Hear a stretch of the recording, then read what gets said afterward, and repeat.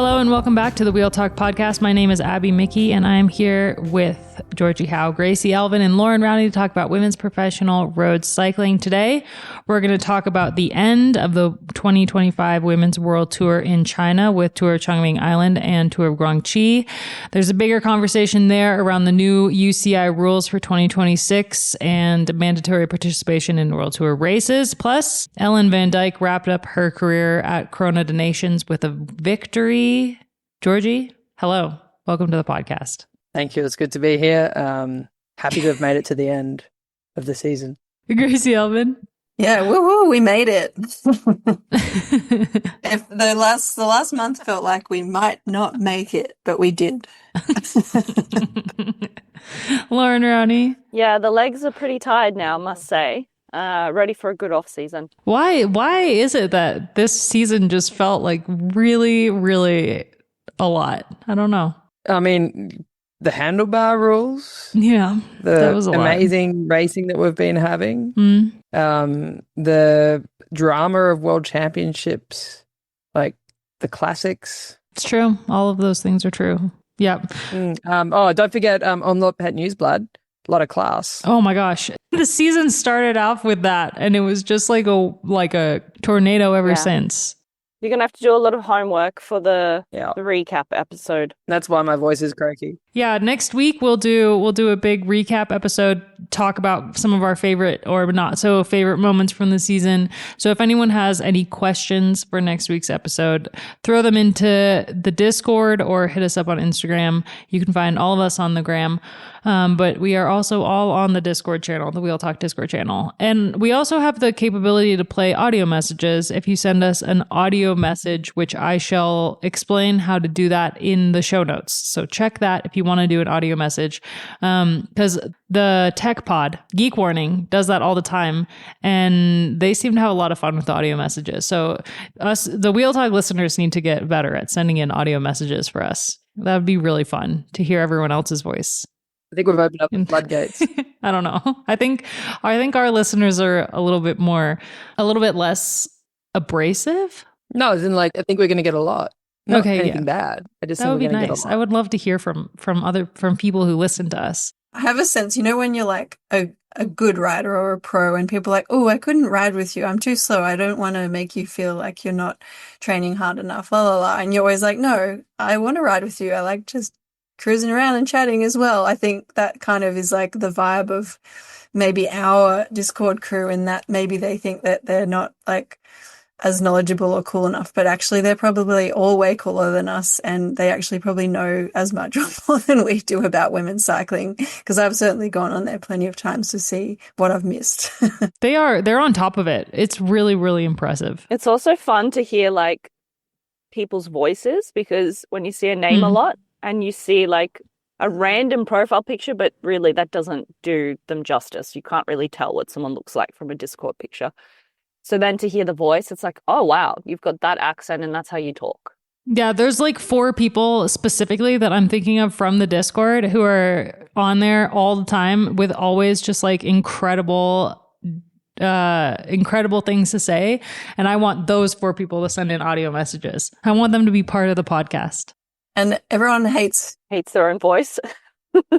There's always a guy, Steve, who's always got great TT takes. Come on, Steve. Do us a solid. I can picture his Discord photo actually, because he's always on there. Yeah. It's great. I love our Discord. All right. Let's talk China. So the 2025 season wrapped with Tour of Chongming Island, the 3-day stage race, and Tour of Guangxi. Last year, we had a Sarah Tizek clean sweep, but this year it was a little bit more tilted towards the other World Tour teams. Liv Alula-Jayco specifically won the opening stage with Georgia Baker, although it was a weird one, with Katrin Schweinberger taking the stage in the bunch sprint and then relegated for irregular sprint line. Baker took her first World Tour win ahead of Sophie Van Rooyen and Mia Griffin, which comes into my first annoyance of this race. We need races like this. Like, we need international races that are not on European soil.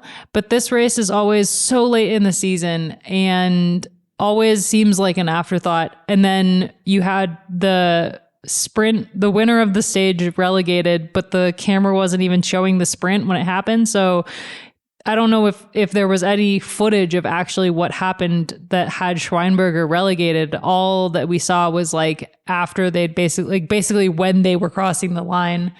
And like Balsamo, who went into the race, is probably the biggest favorite to win the whole thing, was way back and had been in good position. So something happened in that, but they were showing the whole peloton come through like 200 meters to go and didn't show the actual sprint of the race. Very frustrating camera angles. But this race used to actually be in May, and that was an okay time of year. Not great because it was bang in the middle of the European season, but I'd love to see this Tour and Guangxi potentially, because it makes sense to do both races in China at the same time in February. I think that would be a nice way to jump from Australia across to Europe and have that stop over there like we used to do with the Tour of Qatar, and they do now with the UAE Tour. So I'm not sure, probably wouldn't be logistically great with the where UAE Tour is currently, but I think that they could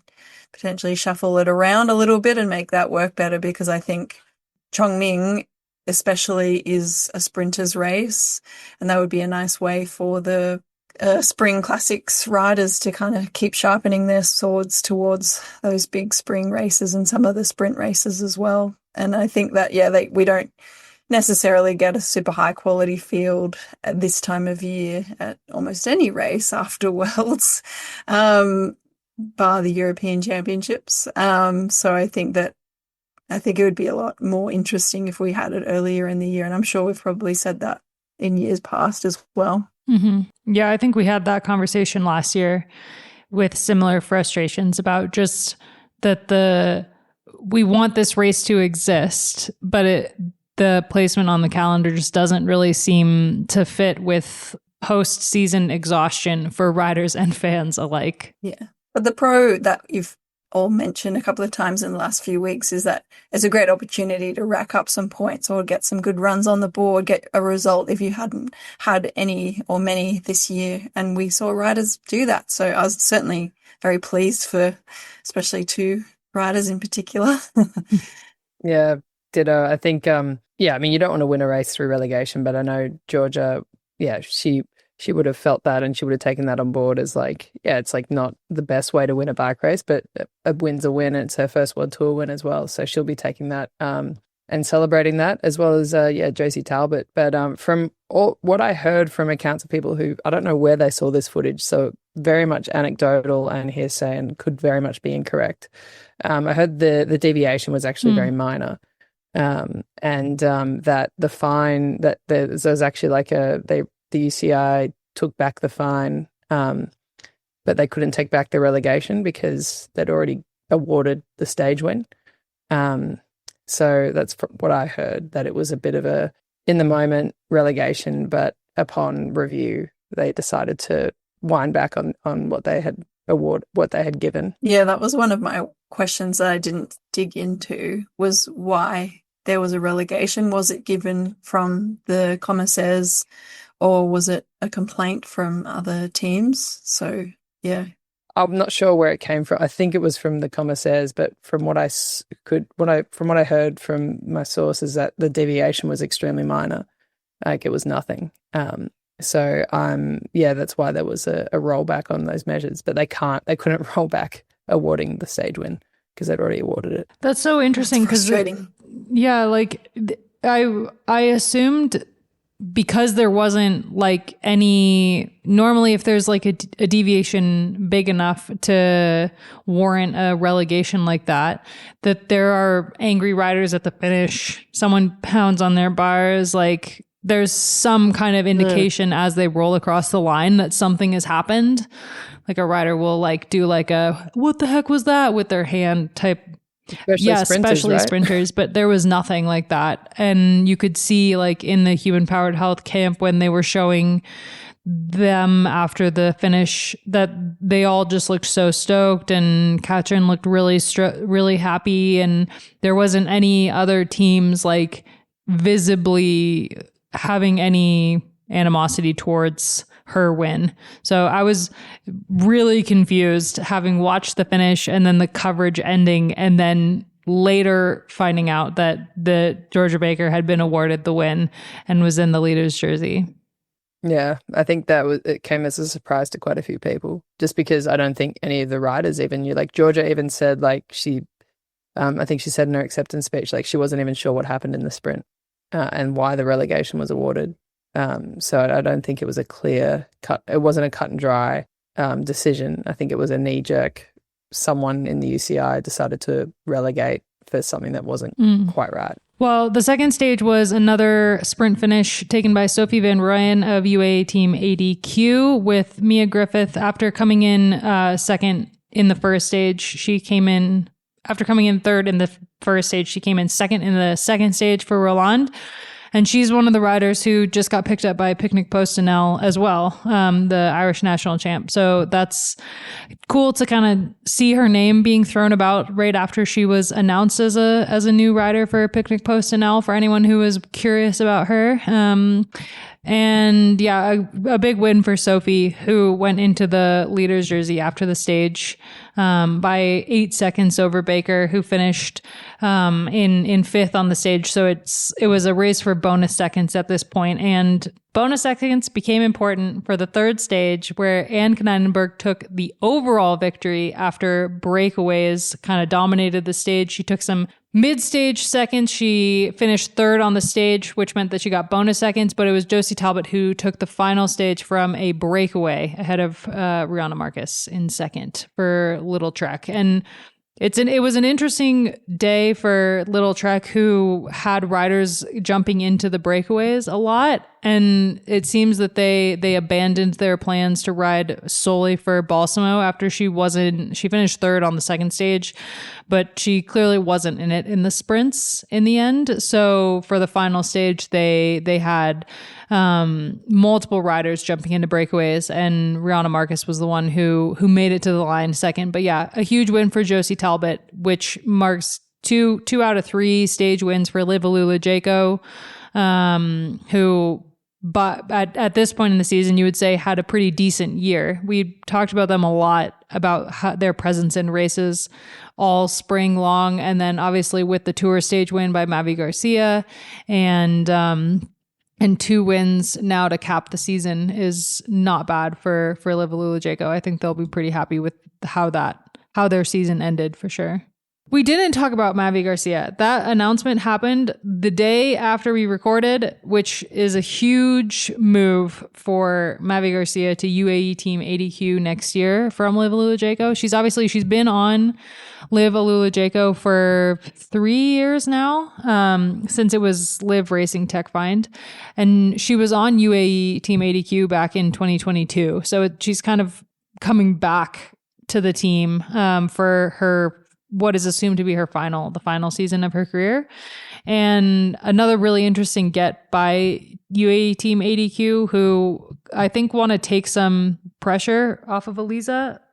So they're adding more firepower to their climbing squad for support of Elisa, and also to kind of move the pressure around when it comes to achieving results. And I mean, for Mavi, who's going to be 42 next year, but arguably had one of the best seasons of her career this year, at least with the results that she got with the tour and at the Worlds. It's an awesome get for them, and I think an interesting loss for Liv Alula-Jayco, because I remember earlier in the year we had a lot of conversations about the future of the team without Mavi, and a lot of her of what she does for the team in terms of climbing races would be put on riders like Silke Smulders, who is coming really good in these climbing races. And now they really are going to have to figure out what the team means without Mavi Garcia, because she'll be racing for someone else next year. I think Liv Alula-Jayco has definitely invested a lot in the Conti team, because if you look at their lineup for next year, they've really nabbed quite a lot of the big young talents. I guess I would say 3 of those riders could become potential world-class climbers if they continue on that trajectory. So maybe it's like a bit the long game with them. Yeah, it's smart. I think it's that was the point of the Conti team from the get-go, right? And like Liv Jayco aren't known for signing the big star, you know, so they're not like looking to get the big star signed onto their roster. Like, so really, because I think literally because management doesn't come to the party for signing big riders soon enough.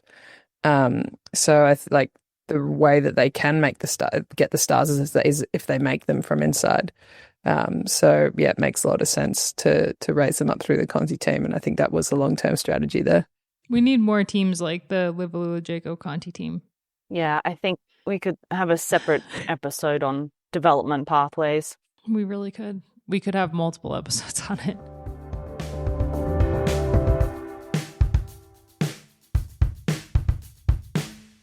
All right. So Tour of Chongming Island in the end won by Anne after scooping up those bonus seconds.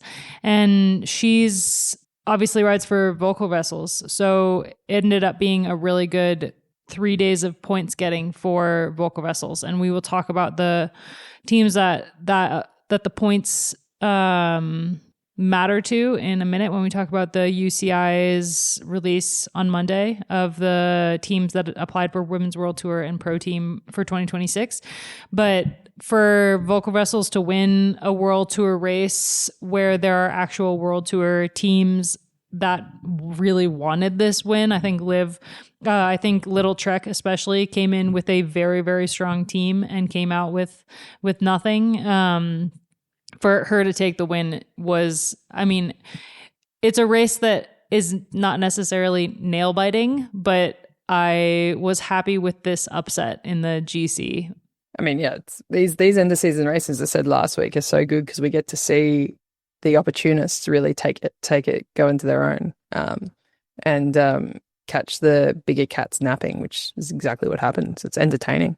Yeah, and Little Trek got their win at Tour Guangxi a couple days later with Anna Henderson. It was a really good race with a lot of attacks on the climb. There was one climb on the circuit, and every time they hit it, the race kind of shook itself up. And in the end, it was Anna Henderson who took the win over Caroline Anderson of Liv Jayco, and they were ahead of a group of 6 that sprinted for third, with Osaya Ostolazo taking third from that group for Laboral.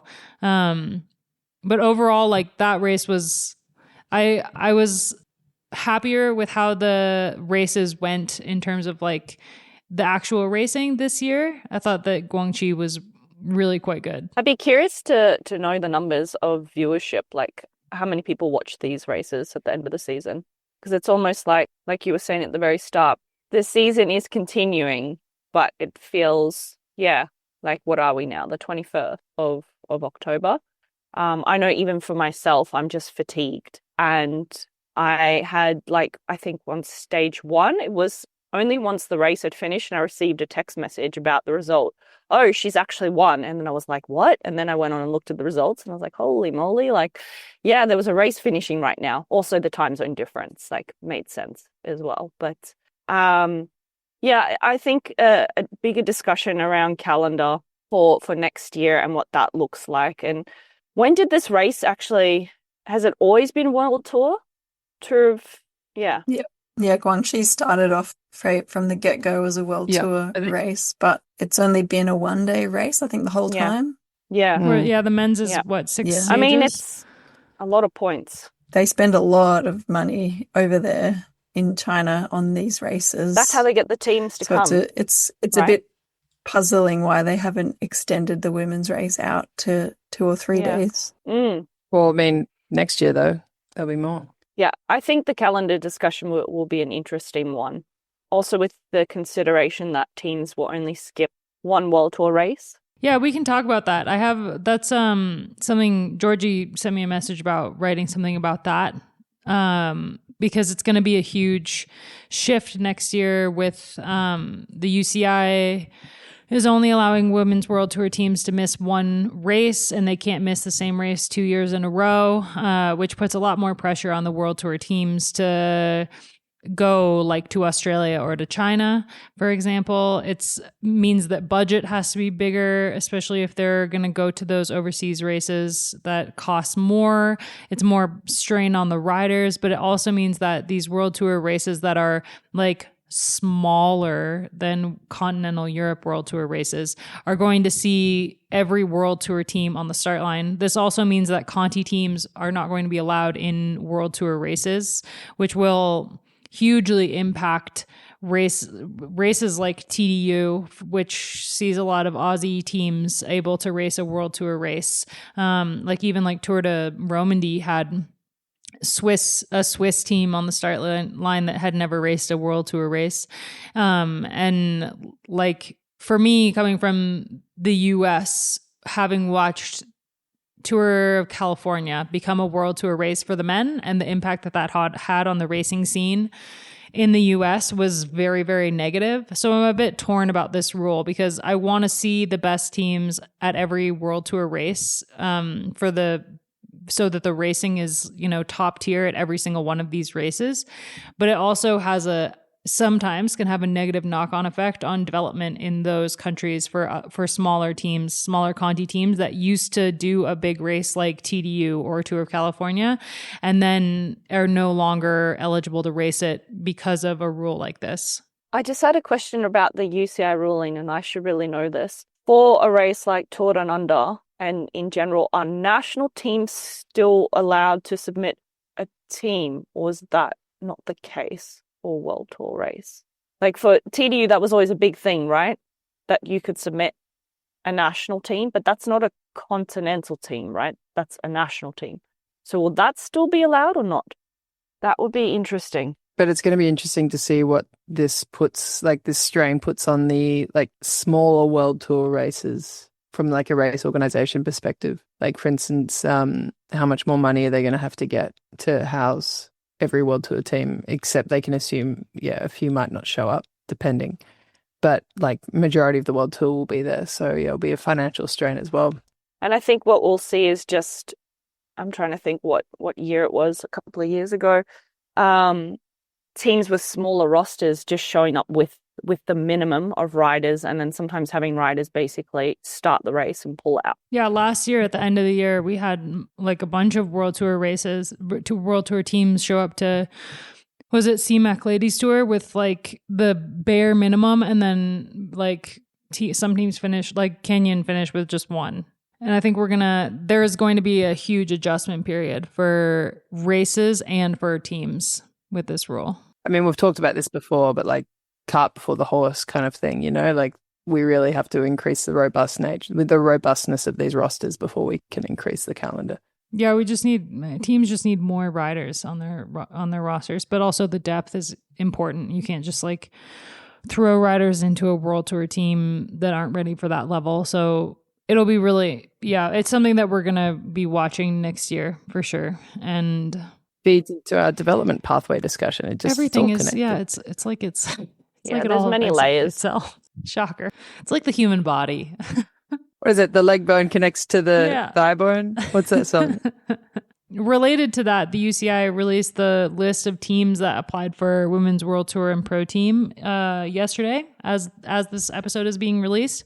I think that most of the World Tour applications were not surprising, but the two that did surprise me was Roland applied again for World Tour after I think a lot of people thought that they would fold at the end of this year or step down, given that they have the smallest roster of any World Tour team and I think the pro teams as well, and were basically non-existent in the entire season. But they did still apply for Women's World Tour, even though they finished outside of the top 15. And Cofidis also applied for a World Tour license, which is surprising. And on their men's side, they are not going to be World Tour next year. So kind of interesting how that tends to happen sometimes. I remember with Human Powered Health, for example, when they had a men's team and a women's team, and the men's team was clearly never going to be anything, that they folded their men's team and put all their resources into their women's team. But Cofidis is currently, as this is recording, 18th in the rankings behind Roland. So that's interesting that they would file the paperwork for that, given that they probably will not make the cut to receive a World Tour license. On the other hand, Volker Vessels, who did finish 15th in the rankings for the relegation promotion period, only applied for pro team status. So they're not interested in going after that World Tour license, even though they have the opportunity to.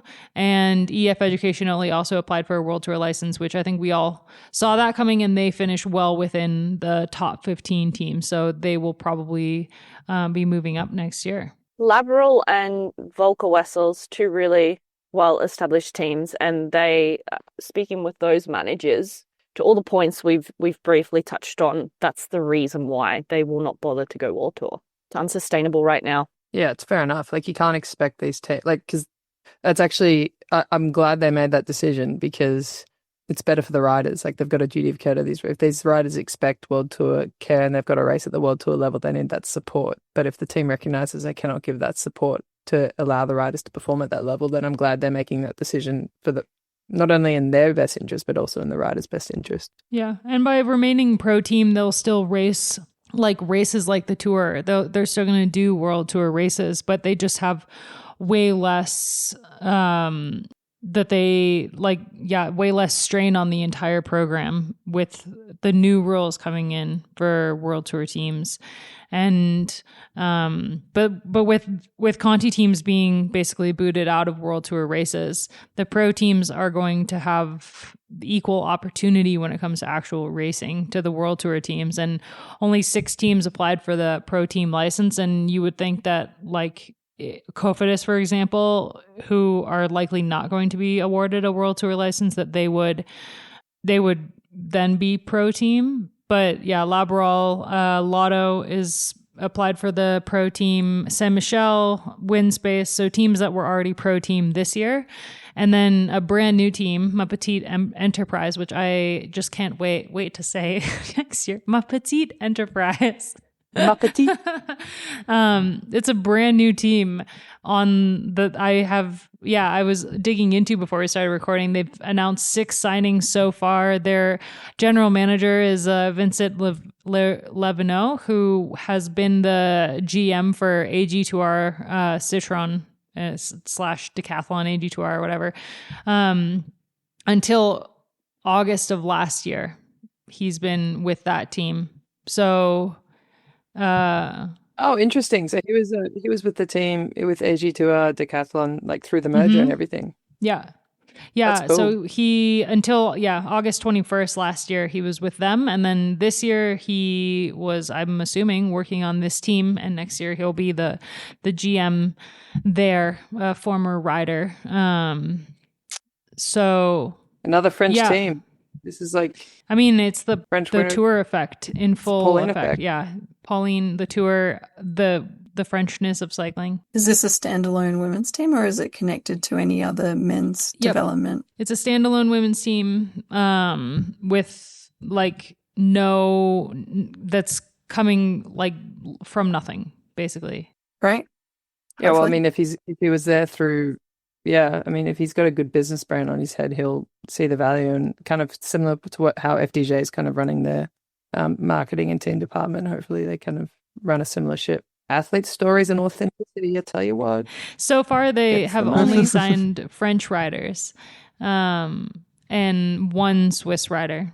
I think they'll be getting a lot of emails this week. Yeah, seriously. A lot still. How many riders are out of contract, Lauren? I mean, because I've had a bunch of riders reach out to me as well, and I'm just sharing, just giving advice, sharing some contacts I have, but there are still a few pro team riders and World Tour riders I know that are looking for contracts, of course, and then Conti riders as well.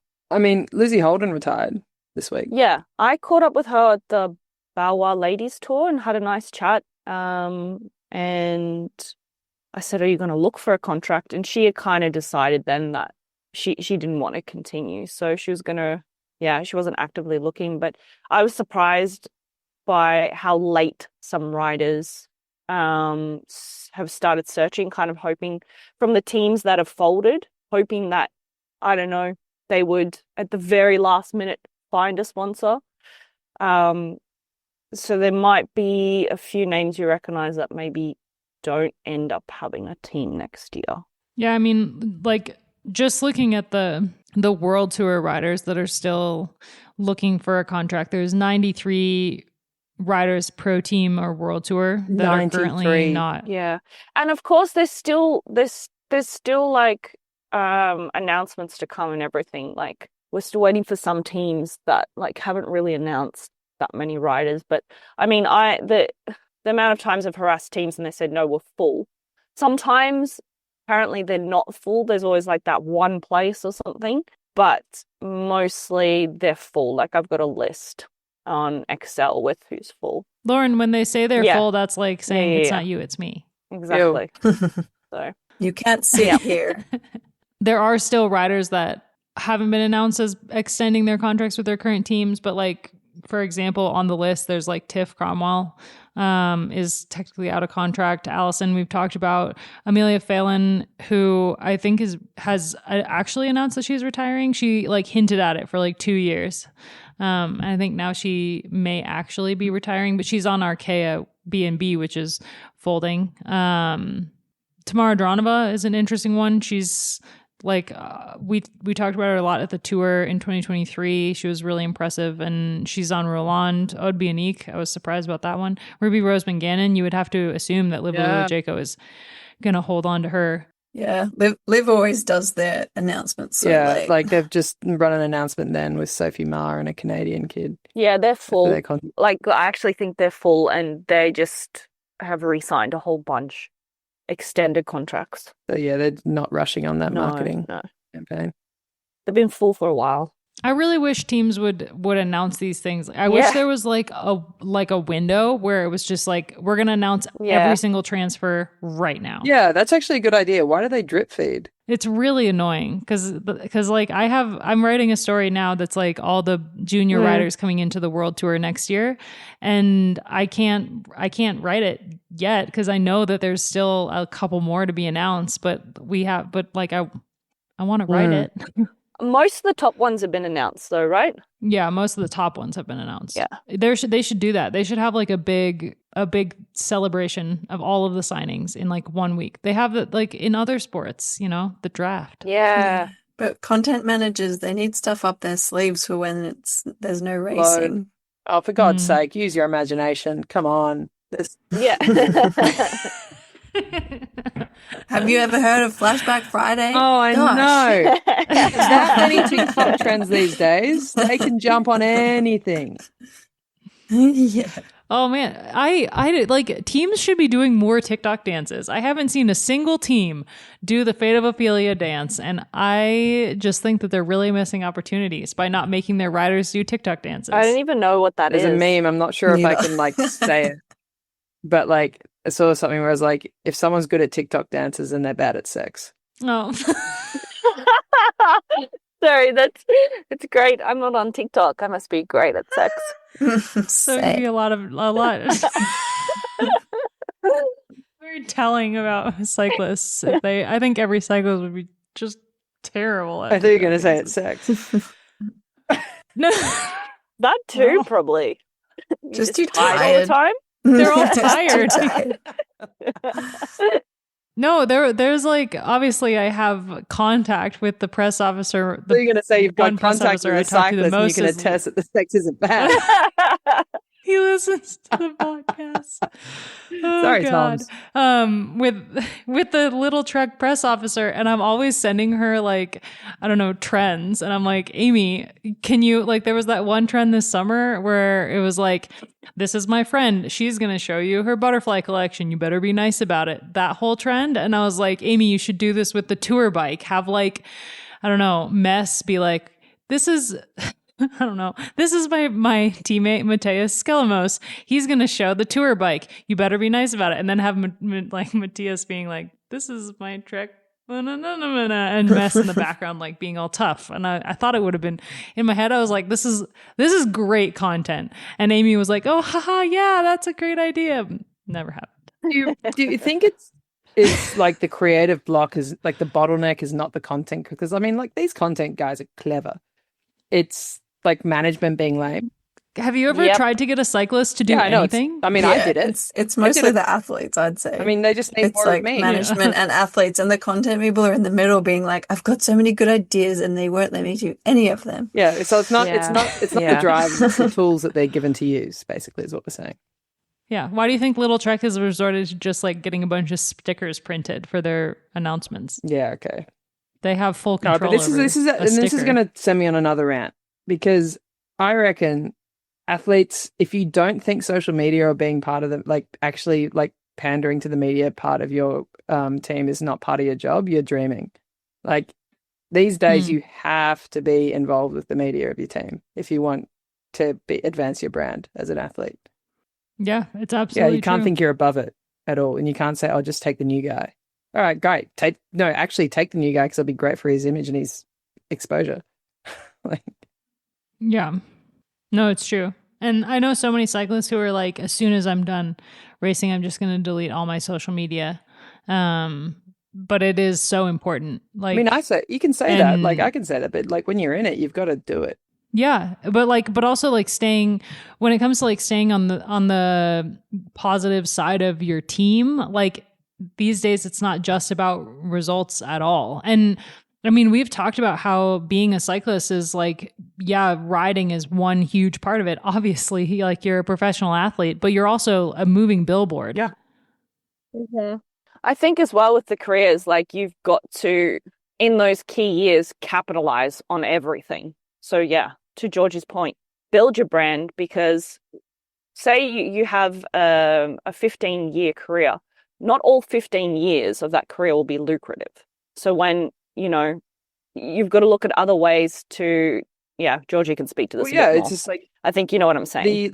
because even when you retire, you will still have some kind of brand pool that they'll pull you into events, because you'll have some kind of Exactly. attraction for fans to come see, and that is invaluable to an event. Like, like if for instance, let's just say Pauline get like, she's, I mean, her results speak, but like, let's think of another person who, someone, I mean, for Kristen Kristen Faulkner. So like, she's someone who's Like after winning the Yeah. Olympics, she did a bunch of speaking 100%. engagements and stuff, like fully capitalized on that attention that she had rightfully gained for herself. An event's going to be like, Kristen Faulkner's going to come to our event. We're going to advertise it. She's got a huge amount of recognition and pull within the community. So therefore, we're going to get more people to come, and more tickets going to sold, and our revenue is going to go up. So like, it's beyond just bike racing, and it's beyond just your bike racing career. Yeah, I think if we just look at the US and the big stars there in women's sport, it goes beyond just speaking engagements, right? Like think of some of the most successful women-led podcasts in sport are all from current or retired athletes. Yeah. I'm thinking of A Touch More, which is under the Together umbrella. Like they built their brand while they're athletes, Sports are fun and as now they're well. living off it. Yeah. Or like Call Her Daddy. Alex Cooper was an athlete. Yeah, I don't follow football, so I didn't know, and then found out that she's actually like pretty a good. former athlete, and I was like, yeah, she is really good. Yeah. But now she's taken that career and whatever name recognition she had there and turned it into like an even bigger. Call Her Daddy is like one of the biggest podcasts, in the podcasting world. Yeah, her story is interesting. I agree with you Um, guys, but the missing yeah. piece to this conversation is authenticity. Like you can't just do what Alison Jackson does if that's not true to who you are, really, because that won't come across well. I think, internet users can smell fake from a mile off. So you have to figure out what's your comfort zone, what's authentic to you. Yes, you have to be engaging in online media and social media from a professional point of view and a team point of view, but also from a personal point of view to build your brand, as you guys are talking about. But it has to be authentic, because that's the only thing that you can take with you is who you are.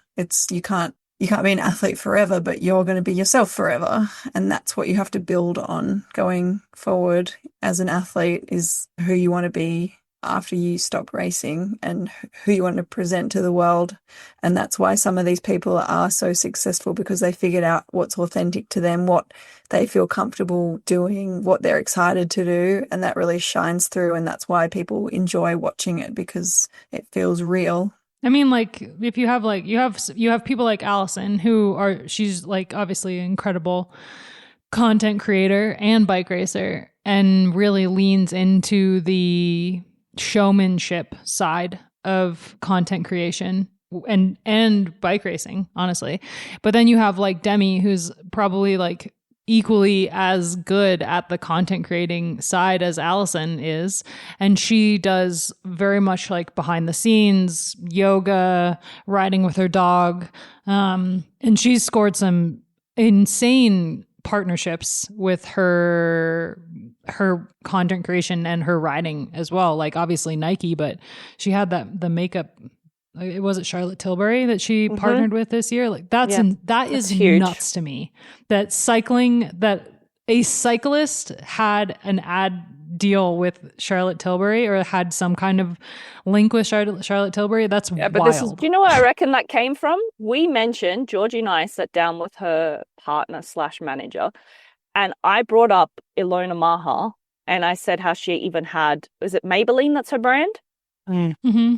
Yeah, like that she's managed to go outside of the normal sphere of like Adidas, Nike, all the sporting sort of goods. Yeah, the signature red lip.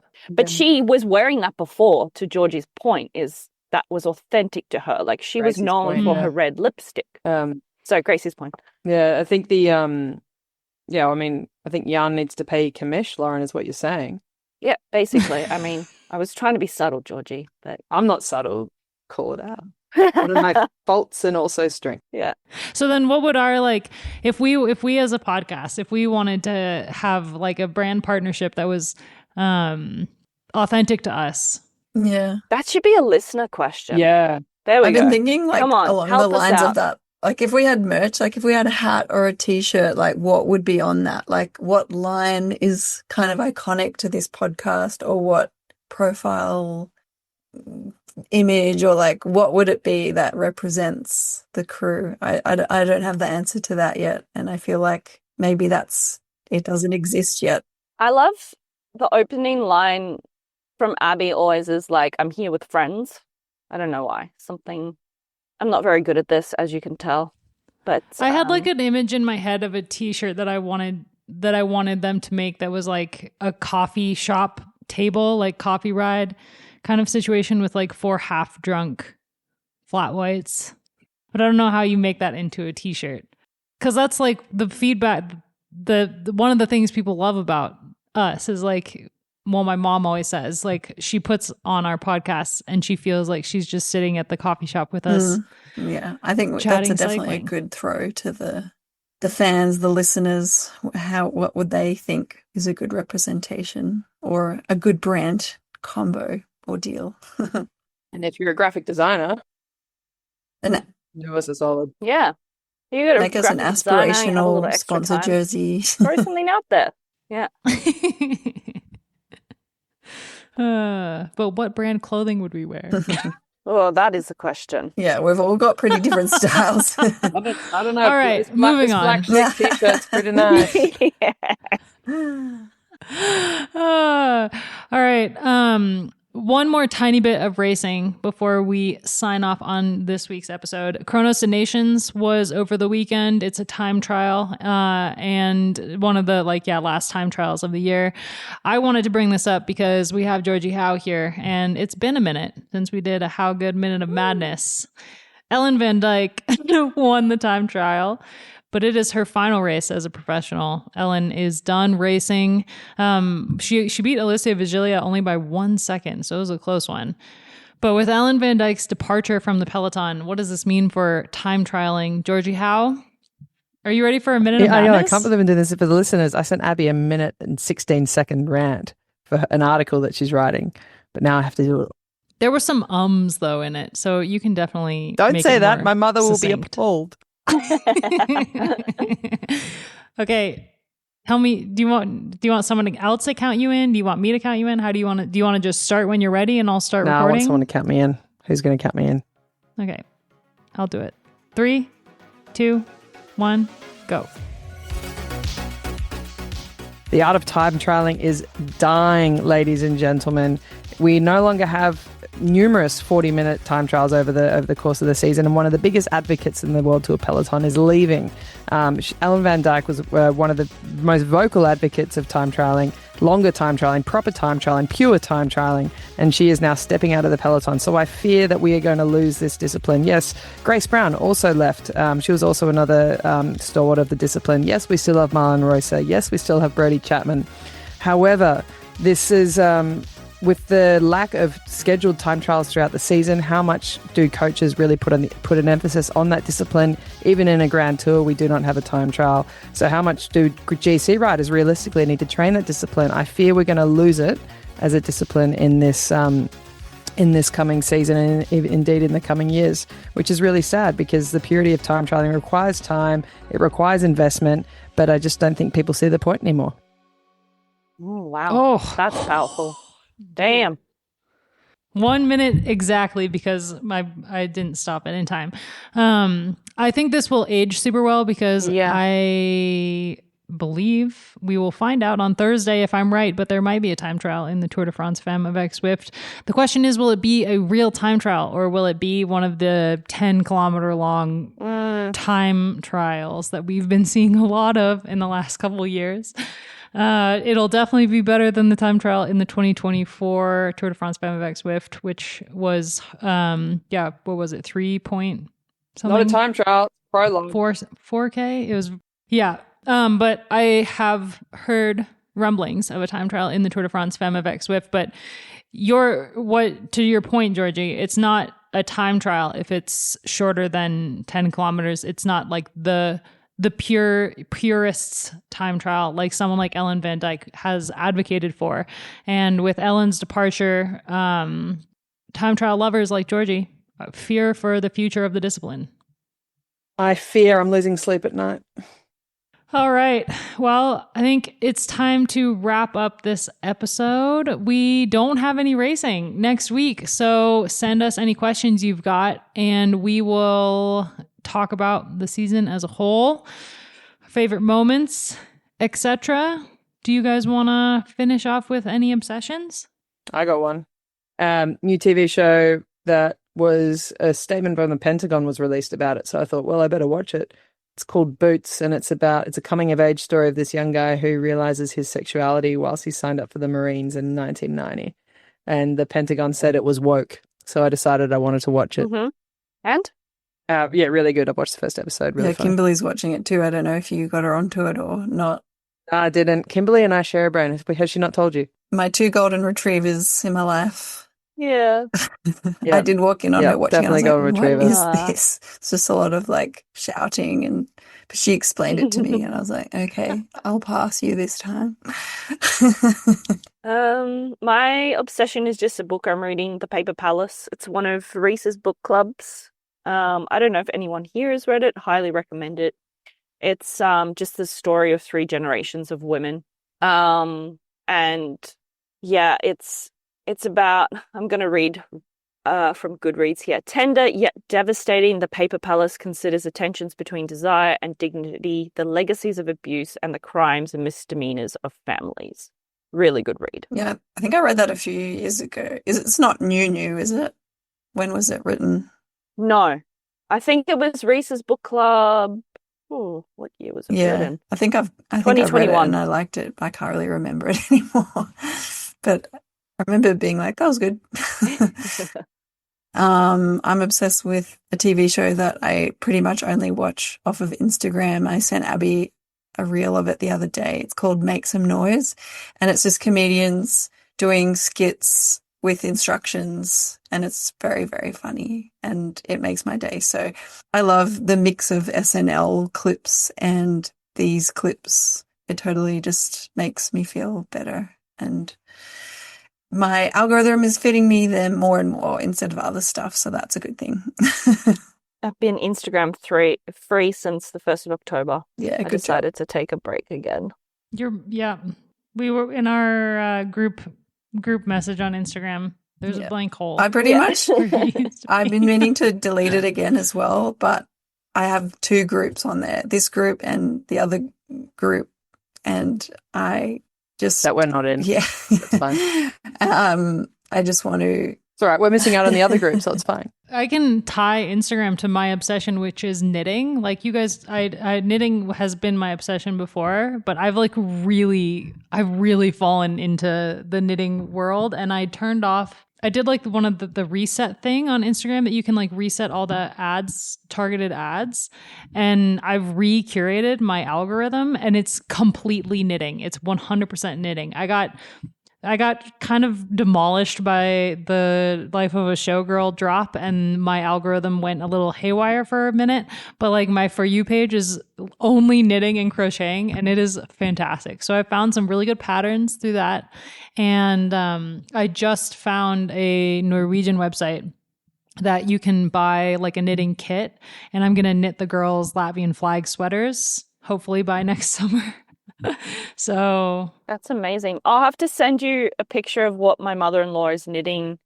Is she my niece? My brother-in-law's kid? Yes? Niece? It's amazing. She's so good at knitting that like I wanted to take up crocheting because I'm just useless with anything crafty. crocheting is And easier. apparently that's Yeah. easier. Crocheting Yeah, is how and I then started. I was Lauren. like, yeah, I still don't think I'll progress to knitting, but I can try. And she showed me, and I was just like, how in the world did you create that? Like, my brain exploded. I'll send a picture. It's so beautiful, this yeah, little please sweater. send a picture. I'm full. Yeah. The other day, my favorite yarn store in Amsterdam had a sale, and I was like sitting there with Lila going through all the colors, and I was just like, what colors do you want? And we bought so much yarn, and now I like have so many knitting projects that I need to do. And Tom's is just rolling his eyes because like I don't have that was time. my thought. Like, how do you to find the knit. time? You do Well, so my much. mother-in-law is recently retired. The like I don't know 40 minutes when the girls are asleep and I've finished work, I have like 40 minutes where I knit and listen to my audiobook, and it's the best 40 minutes of my entire day. I've just gotten into audiobooks. I know love I'm really late. audiobooks. Like They're I used so to listen good. to them when I was like 8, The Famous Five and The Magnificent Seven, or whatever they're called, Enid Blyton. And it was Carly Taylor she's really into audiobooks now because she doesn't have that much time to read anymore. And she just said it was the best thing.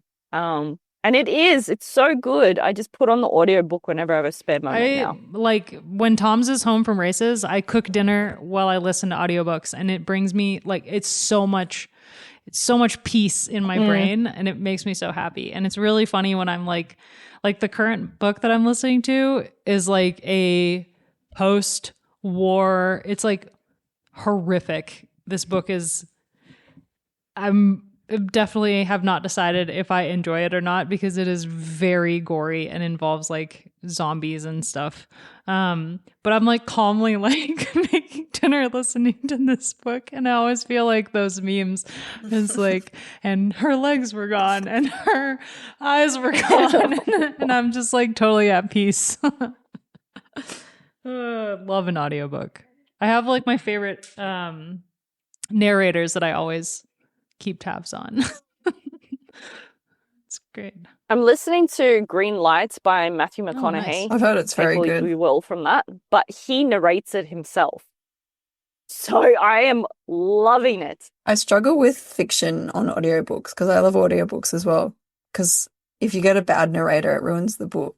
But usually biographies are really good because it's usually the author that reads their own story, By and the that makes it person? even better. Yeah. Yeah, like Michelle Obama's book, she reads, and it's so good. Also, Lauren Graham I would from recommend Gilmore this one. Girls, she reads her books, which is awesome. Okay. But you should, any of the Kate Quinn books, we've talked about her on the podcast like last year, I think. The woman that she normally has narrate all of her books is really, really good. Georgie Okay. needs to go to sleep. Yeah. So I think we can wrap up Yeah. this episode. Thanks everyone so much for listening. We'll be back next week. As I said, send in your requests for the final group episode of the year, and we'll be back. This episode was produced, edited, and mixed by Will Jones at Red Bricks Media.